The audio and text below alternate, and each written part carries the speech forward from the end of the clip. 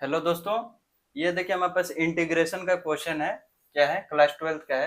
cos 2x into cos 4x into cos 6x dx है। ठीक है, थोड़ा हार्ड क्वेश्चन है, इसको देखते हैं कैसे बनाएंगे। तो इसके लिए हम ट्रिगोनोमेट्री का फॉर्मूला यूज करेंगे।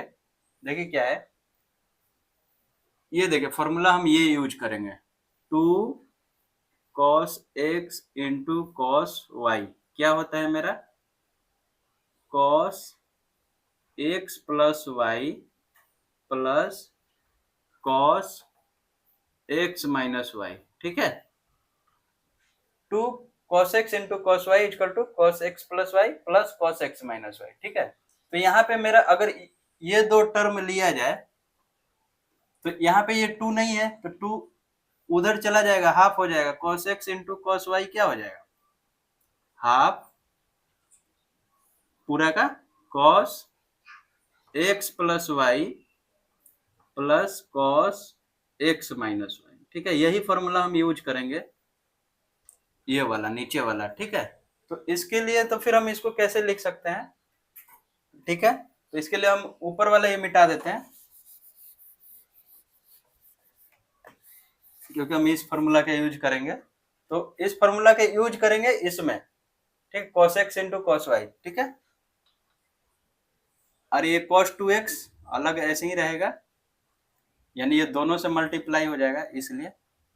तो यहाँ पे हाफ, ठीक है, cos x प्लस वाई, तो यानी 4x प्लस 6x क्या हो जाएगा?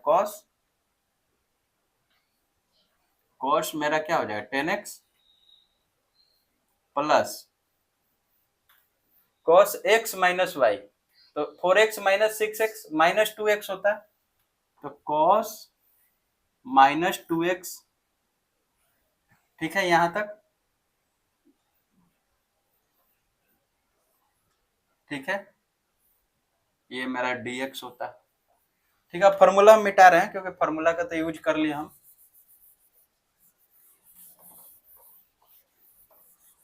ठीक है, अब देख यहाँ पे मेरा cos माइनस थीटा पॉजिटिव का cos थीटा हो जाएगा। ठीक है, तो वही चीज है यहाँ पे, देखिए एक बार और, cos 2x यहाँ पे क्या आ जाएगा मेरा?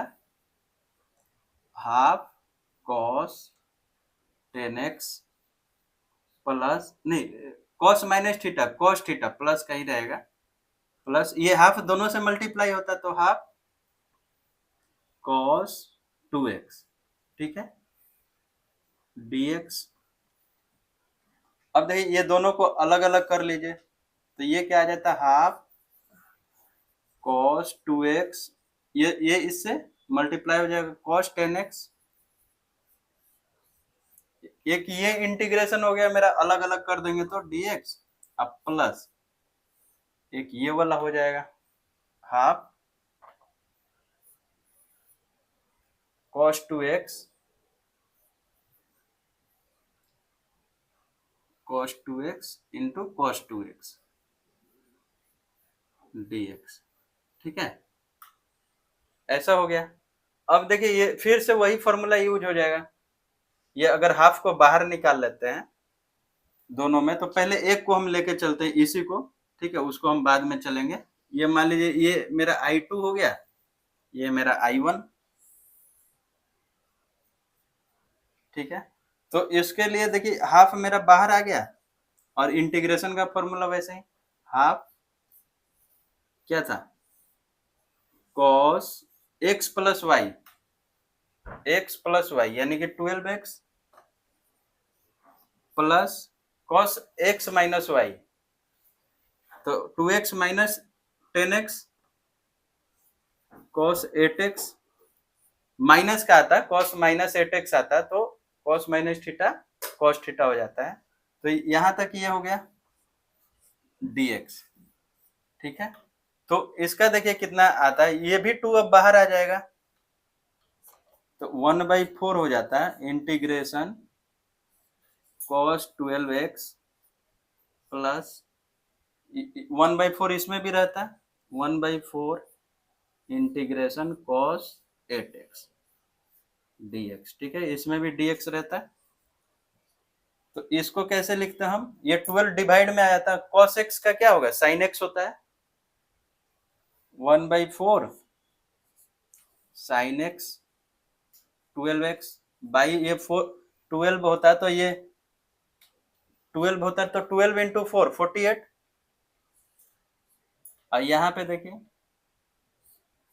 वैसे ही cos x का sin x, अब बाई में 8 होता है, तो 8 इससे मल्टीप्लाई हो, 8 इंटू 4 32 और साइन 8x, ठीक है। प्लस सी इसमें भी रहेगा, इसमें भी रहेगा, तो उसको हम बाद में लिखेंगे। तो ये मेरा पहला का हुआ I1, ये मेरा I1 हो गया, ठीक है। अब I2 को हमें अलग सॉल्व करना पड़ेगा, यहीं पे कर देते हैं, ठीक है। तो इसके लिए देखिए ये हाफ बाहर, फॉर्मूला से cos x into cos y, cos x into cos y क्या हो जाएगा, देखिए यहाँ पे वही half cos x plus y, यानी कि ये 4x हो जाता, cos x plus Y plus cos x minus y, तो cos 2x माइनस 2x 0 हो जाता, ठीक है। यहाँ पे dx, तो ये कितना आ जाता, तो 1/4 इंटीग्रेशन cos 4x dx, अब प्लस ये cos 0 का वैल्यू कितना होता, sin 0 का, sin 0 0, तो cos 0 का 1 होता, तो यहाँ पे हो जाएगा मेरा यही 1/4 इधर रहता, ये 1 होता तो 1 dx होता, तो सिर्फ dx लिख देते।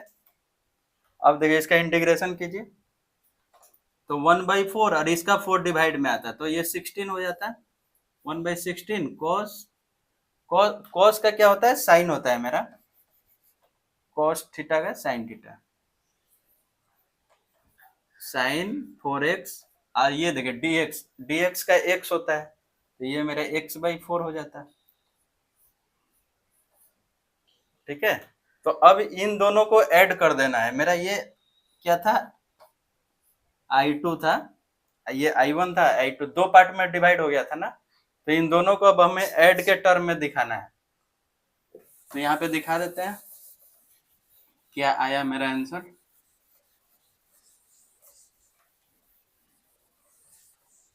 देखिए 1/48 साइन 12x 1/32 साइन 8x, ठीक है, प्लस ये 1/16 plus 1/16 sign 4x plus x/4, और एक सी एक्स्ट्रा ऐड हो जाएगा, ठीक है। तो यही मेरा, देखिए और कुछ हो सकता है यहाँ पे,